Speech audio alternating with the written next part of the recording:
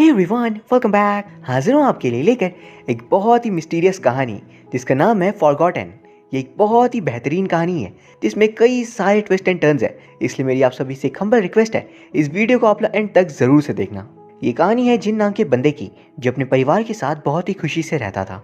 अचानक एक दिन उसे एक राज के बारे में पता चलता है और फिर उसके पूरी परिवार की लाइफ बदल जाती है। कहानी की शुरुआत में हम देखते हैं कि जिन अपने परिवार के साथ एक नए घर में शिफ्ट होने जा रहा था। उसके भाई यू की दोस्ती बहुत ही गहरी थी एंड नए घर पहुंचकर उसे ऐसा लग रहा था कि उसने इस घर को पहले भी देख रखा है। वो फिर अपने भाई यू के बारे में बता रहा था कि बचपन से यू हर चीज में बेस्ट है, पढ़ाई से लेकर स्पोर्ट्स तक सभी चीजों में। घर के काम भी वो कर सकता है एंड वो कभी भी वल्गर वर्ड्स का उपयोग नहीं करता। एक तरह से वो एक आइडियल मैन था जैसा कि सब बनना चाहे, लेकिन पिछले साल एक एक्सीडेंट में उसका लेफ्ट लेग इंजर्ड हो गया था, इसलिए वो पहले के जैसे चल नहीं पाता। और फिर घर पे सारे सामान सेट किए जा रहे थे एंड जिन और यू को एक ही रूम में रहना पड़ रहा था क्योंकि पुराने ओनर ने अब भी घर के कमरे को ऑक्यूपाई कर रखा था। शाम को डिनर के वक्त जिन अपने फादर से पूछता है आखिर पुराने ओनर ने उस रूम पे क्या रखा है। फादर बताते हैं ये तो मैं भी नहीं जानता, उससे कई बार रिक्वेस्ट किया कि हम लोग उस रूम पे ना जाएं कि उन्होंने उसे बहुत इंपॉर्टेंट सामान रखे हैं जिन्हें वो जल्द यहाँ से ले जाएंगे। खाते वक्त अचानक से ऊपर के उसी कमरे से जोर से किसी के गिरने की आवाज आती है एंड जिन सभी से कहता है आप लोगों ने वो आवाज सुनी? उसकी मॉम कह रही थी कौन सी आवाज? उन्होंने कुछ भी नहीं सुना था। तभी बाहर बादल गरजते हैं और वो कहता है तुमने शायद बादल गरजने की आवाज सुनी होगी क्योंकि मौसम बहुत खराब है। जिनको लगता है मे भी उसे गलतफहमी हो सकती है। रात को यू सो चुका था और विजन गाने सुन रहा था। तभी उस रूम से दोबारा उसे आवाजें सुनाई देती है। जिन डरता वो चेक करने जाता है एंड वो उस रूम को खोलने ही वाला था कि तभी वहाँ पे यू आ गया था। जिन उसे बताता है कि मुझे इस कमरे से कुछ अजीब आवाजें सुनाई दे रही हैं। यू चेक करता है लेकिन उसे कुछ भी सुनाई नहीं देता। जिन गेट खोलता है तो वहाँ उसे पता चलता है कि वो गेट तो लॉक है। फिर यू जिन को वह फ्रेश एयर के लिए लेकर जाता है ताकि उसका डर थोड़ा कम हो जाए। कुछ दिन में फादर को उन्हें कॉल आता है, उन्हें यू से कुछ जरूरी डॉक्यूमेंट्स चाहिए थे। यू जिन से कह रहा था तुम यही रुको, मैं अभी क्या और अभी आया। यू जल्दी से घर के लिए निकल जाता है एंड जिन भी धीरे धीरे घर की ओर बढ़ने लग गया था। रास्ते पे यू को कुछ लोग अगवा कर लेते हैं एंड ये बात जिन देख लेता और वो तेजी से गाड़ी की ओर भागता है पर उन्हें पकड़ नहीं पाता, इसलिए वो गाड़ी के नंबर को याद कर लेता है एंड घर आकर वो अपने पेरेंट्स को यू के बारे में बता रहा था। वहाँ उसकी हालत काफी खराब थी इसलिए वो बेहोश हो जाता है। फिर अगली सुबह जब वो होश में आया था तब उसके फादर उसे बता रहे थे कि अब तक यू वापस नहीं आया है। उन्होंने पुलिस को इस बारे में बता दिया है एंड वो यहाँ पर जल्दी आते होंगे।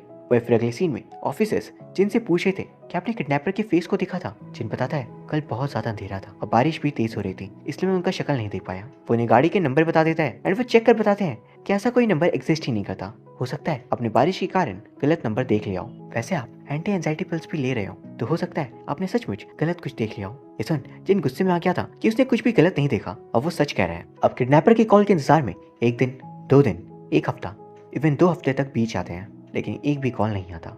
ऑफिसर्स को भी समझ नहीं आ रहा था आखिर चल क्या रहा है। वजन अपने पिल्स लेकर सो रहा था कि तभी उसे एक डरावना सपना आता है। जाकर वो सोचता है आखिर वो अपने सपने में एक आदमी को बार बार क्यों देखता है, आखिर वो है कौन। अब पूरे 19 दिनों बाद यू अचानक वापस लौट आता है किडनैपर्स से बचकर। उसे कुछ भी याद नहीं था पिछले कुछ दिनों में उसके साथ आखिर हुआ क्या।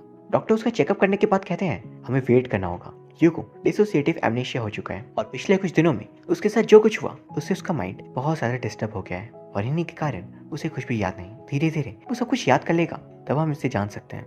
रात को जिन सो रहा होता है तभी यू कमरे से बाहर जाता है। अगले सुबह जिन अपनी दवाई ले रहा था तभी दवाई नीचे गिर जाती है। वो उसे उठाने वाला था कि तभी वहाँ पे यू आ जाता है और उससे बात करने के चक्कर में जिन अपने पिल्स लेना भूल गया था। फिर ब्रेकफास्ट करते वक्त जिन यू से पूछा था तुम कल रात कहाँ पर थे। यू कहता है मैं तो सो रहा था। जिन रिप्लाई करता है मैंने बहुत अच्छे से गेट खुलने और बंद होने की आवाज़ों को सुना था। यू कहता है शायद तुम सपना देख रहे होगे और फिर वो अपने काम में चला गया था। कुछ देर में शाम हो जाती है एंड डिनर करने के बाद जिन पढ़ाई कर रहा था तब वो वही सो जाता है एंड तभी यू सामने रखे मैकेनिकल पेंसिल के रिफिल को जिन की आंखों की तरफ बाहर निकालता है। लेकिन जिन गहरी नींद में सो रहा था एंड ये जान वो बाहर की ओर जाने लगता है। उसके जाते हम देखते हैं कि जिन सोया नहीं था।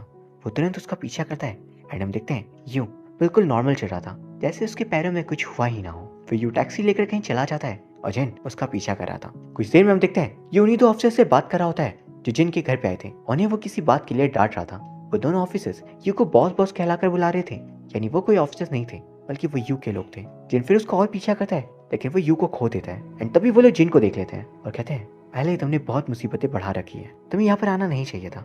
लेकिन जिन किसी तरह उन दोनों से बचकर भागने में कामयाब हो जाता है पर लास्ट में उसे यू ही पकड़कर बेहोश कर देता है। फिर अगली सुबह जब जिन की नींद खुलती है तो वो अपने डेस्क पे था और वहीं बेड पे यू सोया हुआ था। उसे देख जिन डर जाता है कि वो कल रात कहीं और था और अब यहाँ कैसे। ये उसे डरा वो देख पूछता है आखिर तुम्हें हुआ क्या है, तुम घबराई क्यों हो। जिन वॉशरूम के अंदर चला जाता है और कहता है यहाँ से चले जाओ, कल रात कहाँ गए थे तुम।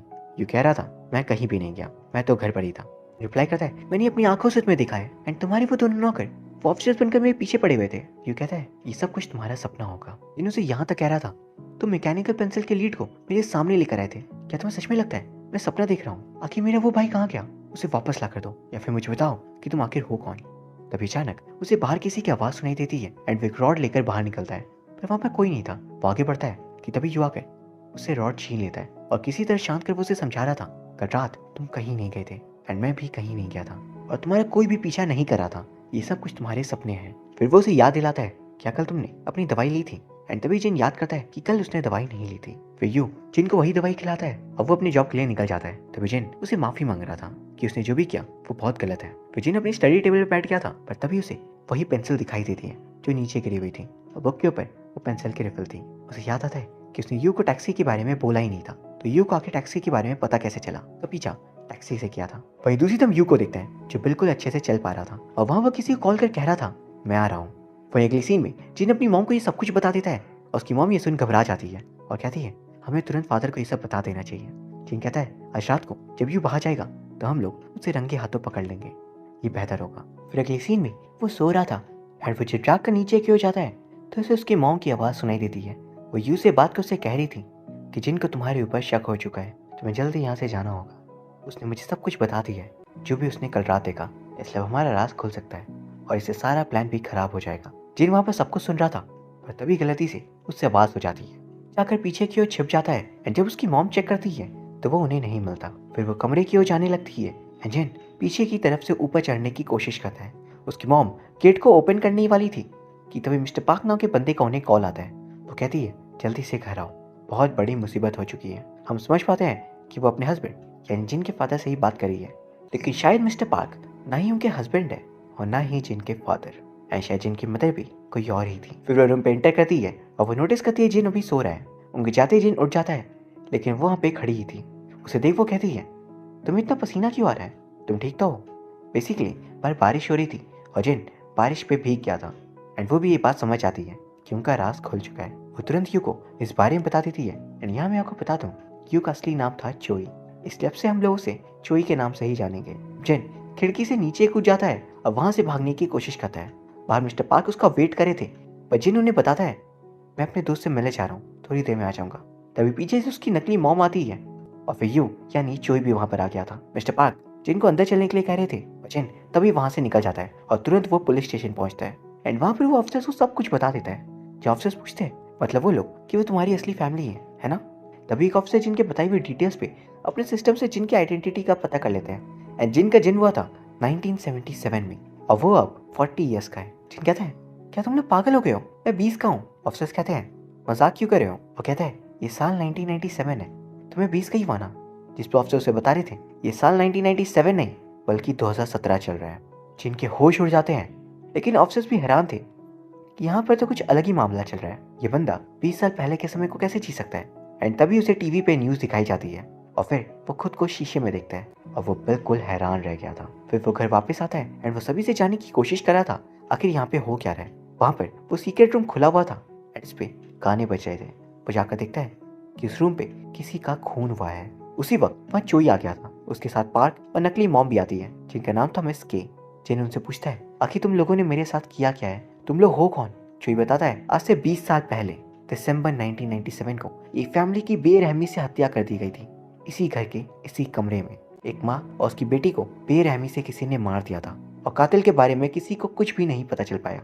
एक खबर पूरे देश में फैल गई थी एंड बहुत सारे इन्वेस्टिगेशन टीम्स को इकट्ठा किया गया था, लेकिन किसी को भी गुनहगार का पता नहीं चल पाया। और ऐसे ही साल बीतते चले गए और लोग उस बात को भूल गए, लेकिन विक्टिम की फैमिली नहीं भुला सकी। सालों बाद उन्हें तुम मिले लेकिन तुम्हें कुछ भी याद नहीं था। जिन कहता है तुम कहना क्या चाहते हो, क्या मैंने मारे उस फैमिली को? तुम्हारा दिमाग ठीक तो है? मैं ऐसा कुछ भी नहीं कर सकता, मैं कुछ भी कर सकता हूँ लेकिन किसी की जान नहीं ले सकता। जो कह रहा था मुझे पता है तुमने पहले भी यही सेम चीज कही थी और तुम्हारी बातों से मैं लग रहा था कि तुम झूठ नहीं बोल रहे। तुम्हें याद नहीं है कि तुमने किसी को मारा भी है। विक्टिम की फैमिली मेंबर्स को ये समझ ही नहीं आ रहा था कि वो अब क्या करे। किलर उनके सामने है लेकिन वो उन्हें कुछ बता नहीं रहा। इन्हें मारा था या उसके साथ कोई और भी था, या फिर ऐसा भी हो सकता है किसी ने तुम्हें फिरौती दी हो खून करने की। इसलिए हमने मिस्टर पार्क को पॉइंट किया, वही फॉरेंसिक हिप्नोसिस एक्सपर्ट है। उन्होंने जिन पे सारे तरीके आजमाए थे, इसने अपनी 20 साल पहले वाली उस दिन की मेमोरी को अपने दिमाग से निकाल दिया है। उस मेमोरी ने उसे बहुत ही ज़्यादा ट्रॉमेटाइज कर दिया होगा, इस वजह से उसके दिमाग ने उस मेमोरी को पूरी तरह से वाइप आउट कर दिया। एंड यहाँ हम समझ पाते हैं अभी तक हमने जो भी देखा, ये सारा खेल जोई ने मिस्टर पार्क की मदद से रचाया था, ताकि जिन के मेमोरीज को उससे वो याद करवा सके। जोई ने मिस के को हायर किया था जिन और उसकी मॉम की एक्टिंग करने के लिए। एंड मिस्टर पार्क ने ही जोई सिखा था हमें जिन को हिप्नोटाइज करके उस समय में उसके दिमाग को ले जाना होगा जब वो बेहद खुश था। फिर अगले सीन में देखते हैं जब मिस्टर पार्क ने जिन के ब्रेन को हिप्नोटाइज किया था ताकि वो वापस से 1997 में चला जाए और जोई और बाकियों को अपनी फैमिली समझने लगे। तो वहाँ पर बिल्कुल वैसा ही होता है। एंड उनका यहाँ पर प्लान था कि धीरे धीरे इसके थ्रू जिन मर्डर के बारे में सब कुछ याद कर सके। और अभी तक का वो हर एक मोमेंट जिन के लाइफ का मिस्टर पार्क के प्लान के अकॉर्डिंग ही चल रहा था, सिर्फ एक बात को छोड़कर। जब जोई उस रात जिनको हिल्स पर छोड़कर घर लौट रहा था तब उसे पुलिस वालों ने अरेस्ट कर लिया था। जी हाँ, वो लोग कोई भी किडनैपर नहीं थे, बल्कि जोई के किसी इल्लीगल काम की वजह से उसे जेल में डाल दिया गया था। फिर 19 दिनों में जोई किसी तरह अपने लॉयर की मदद से बाहर आ जाता है। एंड घर पे उसने सारी तैयारी करवा ली थी, बिल्कुल मर्डर सीन के जैसे। पर वहाँ वो एक और बार फेल हो जाता है। इस वो डिसाइड करता है दोबारा उसे सब कुछ करना होगा, लेकिन प्लान के सक्सेस के लिए उन्हें बारिश चाहिए थी। लेकिन उस वक्त बारिश हो नहीं रही थी, इसलिए उन्हें कुछ और दिन का वेट करना पड़ता है। एंड अब जोई जिनको अपने साथ कहीं लेकर जा रहा था वो उसे कहता है तुम्हें समझ आया हमने कितने पापड़ बेलने पड़े ताकि तुम्हें सब कुछ याद आ सके। जिन कहता है हो सकता है तुम जो कह रहे हो वो सच हो, किसी ने उस फैमिली को मारा होगा, लेकिन वो मैं नहीं हूँ, मैं ऐसा सोच भी नहीं सकता। अब वो गाड़ी से कूद जाता है और बाहर की ओर भागने लगता है। जो तुरंत गाड़ी घुमाता है उसके पीछे जाता है। रास्ते में गली के दुकानों को उड़ाते हुए वो उसका पीछा नहीं छोड़ रहा था। एंड वो जिनको पकड़ने में इतना ज्यादा हो गया था कि सामने गाड़ी आ रही थी, अब वो उसे दिखाई नहीं देती, जिस कारण उसका एक्सीडेंट हो गया था। जिन वहां से बाहर निकल जाता है, लेकिन गलती से एक वैन उसे टक्कर मार जाती है। अब वो बंदा उसे हॉस्पिटल लेकर आया था। अब हम देखते हैं जिन अपने पास्ट की मेमोरीज में पहुंच गया था। मई 1997, बहुत ही सुहाना दिन। जिन अपनी फैमिली के साथ नए घर पे शिफ्ट हो रहा था, लेकिन रास्ते पे उनकी गाड़ी का एक्सीडेंट हो जाता है। और अब 6 महीने बीत चुके थे और उसके पेरेंट्स की डेथ हो चुकी थी। उसका भाई कोमा में चला गया था, उसके पास पैसे नहीं बचे थे। एंड वो बहुत जगह जाकर काम ढूंढता है, लेकिन उसे कोई भी जॉब नहीं मिलती। फिर अगली सीन में डॉक्टर उसे बताते हैं कि हमें जल्द से जल्द तुम्हारे भाई की सर्जरी करवानी होगी, वरना उसका बचना मुश्किल हो जाएगा। वो लोन मांगने अपने जान पहचान के लोगों के पास जाता है, लेकिन उसकी मदद कोई नहीं करता। फिर वो घर पे बैठा था एंड उसने ऑनलाइन काम के लिए कुछ लोगों से पूछा था, और तभी उसे एक मैसेज आता है। सामने वाला बंदा उसे मैसेज कर कह रहा था मैं तुम्हारी मदद करने के लिए तैयार हूँ, लेकिन क्या तुम मेरे उस काम को कर पाओगे? जिन लिखता है मैं कुछ भी कर सकता हूँ क्योंकि मुझे पैसों की बहुत ज़रूरत है। जिस पे वो बंदा लिखता है तुम्हें एक खून करना होगा, तो सोच लो कल दोपहर तक का वक्त है तुम्हारे पास, अगर हाँ हो तो वो अपना नंबर मैसेज कर देना, वरना ये काम किसी और के पास चला जाएगा। खुद को बहुत समझाने के बाद वो अपने नंबर को मैसेज कर देता है और तभी तुरंत उससे कॉल आता है। वो बंदा उसे अपना एड्रेस बताता है और वो उसे कह रहा था घर पे 2 बच्चे और उनकी मदर होंगी, सिर्फ तुम्हें मदर को मारना है, बच्चों को जिंदा छोड़ देना। जिन घर के अंदर जाता है एंड दिखता है लेडी अपने बेटे के साथ सो रही है। वो उन्हें मार नहीं पाता, वो लौटने लगता है। तभी वो लेडी कमरे से बाहर आती है। उन्हें लगता है उनके हस्बैंड आए हैं, लेकिन जिनके हाथों में चाकू देख वो घबरा जाती है। जिन उनसे रिक्वेस्ट करता है प्लीज मत चिल्लाओ, मैं अभी चला जाऊंगा, प्लीज मुझे माफ कर देना क्योंकि मैंने ऐसा करने के बारे में सोचा भी। पर तभी ऊपर कमरे से उनकी बेटी नीचे की ओर आती है और जिनके हाथों पे चाकू देख वो चिल्लाना शुरू कर देती है। जिन कहता है चुप हो जाओ, पर वो नहीं होती। बचन उसे रोकने की कोशिश कर रहा था, वो सिर्फ कह रहा था प्लीज चुप हो जाओ प्लीज। एंड उस गेट को खोलने के चक्कर में वो उस लड़की पे गिर जाता है, जिस वजह से चाकू उस लड़की को लग गई थी और वो वहीं मारी जाती है। वो उसे देख रोने लगता है एंड तभी उसकी मॉम आकर ये देख गुस्से में चिल्लाना शुरू कर देती है और जिन घबराहट और डर के मारे का सचमुच मर्डर कर देता है। फिर वो जब वहाँ से लौट रहा था तभी उसे एक बच्चा मिलता है, फूट चुका था। अपनी मॉम और सिस्टर के बारे में वो पूछा था तुम 100 तक काउंट करो, मैं तुम्हारी मदर और सिस्टर को लेकर आता हूँ। घर पे फैमिली पोर्ट्रेट को देख वो समझ पाया था कि हॉस्पिटल के उस डॉक्टर ने जिनको ये काम दिया था अपनी वाइफ को मरवाने का। फिर डॉक्टर का बेटा उसे कॉल करता है और कहता है मैंने उन अंकल की बात मान ली, फिर भी मॉम और सिस्टर वापस नहीं है, वो दोनों मर चुकी है। डॉक्टर हैरान हो जाते हैं कि उस बच्चे को टच करने से उसने मना किया था।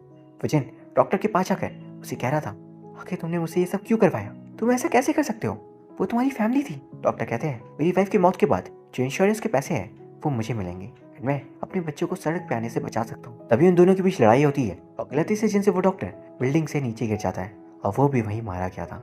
अब प्रेजेंट में चोई जिनसे मिलने आता है एंड वो हम जान पाते हैं चोई और कोई नहीं बल्कि वही छोटा बच्चा है जो बड़ा हो चुका था।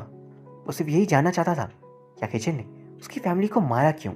उसका शक था कि उसके फादर ने उसकी मॉम को मरवाने के लिए जिन को भेजा होगा क्योंकि उसे इंश्योरेंस मनी के बारे में पता चल गया था। वो कहता है तुम्हारे कारण मैंने अपनी फैमिली को खो दिया, बाद में जो पैसे मिले उसे मेरे रिलेटिव्स ने मुझसे ले लिए और मुझे एक ऑर्फनेज में छोड़ दिया, तो एटलीस्ट मुझे सच बता दो क्या तुम्हें मेरे फादर ने कहा था ये सब करने के लिए। जिन कहता है नहीं, मैंने ये सब कुछ खुद से किया। जो ऑब्वियसली ये बात मानने वाला नहीं था। वो बस जिन को उसकी करतूतों को याद दिलाना चाह रहा था ताकि जिन भी अपनी आगे की जिंदगी को उसी गिल्ट के साथ जी सके। और फिर वो वहाँ से चला जाता है और बिल्डिंग से कूद कर अपनी जान दे देता है जैसे उसकी फादर की मौत हुई थी। वो जिन के पास वही जहर वाली इंजेक्शन रखी थी और वो उसे अपने अंदर लगा लेता है और फिर वो भी वहीं मारा गया था। लास्ट में दिखाया जाता है पास्ट में उस दिन घर शिफ्ट करने से पहले मिस्टर पार्क जोई से मिला था। उन दोनों में थोड़ी बातें हुई थी। उसे क्या पता था कि वो इस बच्चे की जिंदगी अनविंगली बर्बाद कर देगा। और यहाँ ये फिल्म खत्म हो जाती है।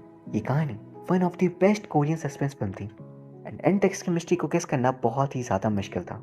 धीरे धीरे एक एक लेयर्स ओपन होते हैं। सच इस फिल्म के लिए तारीफ कम पड़ जाएगी। गाइस उम्मीद करता हूँ आपको ये वीडियो पसंद आई होगी। अगर हाँ तो प्लीज इसे लाइक एंड कमेंट जरूर कर दीजिए। साथ ही प्लीज चैनल को सब्सक्राइब कर लीजिए। Thank you very much for watching. See you soon.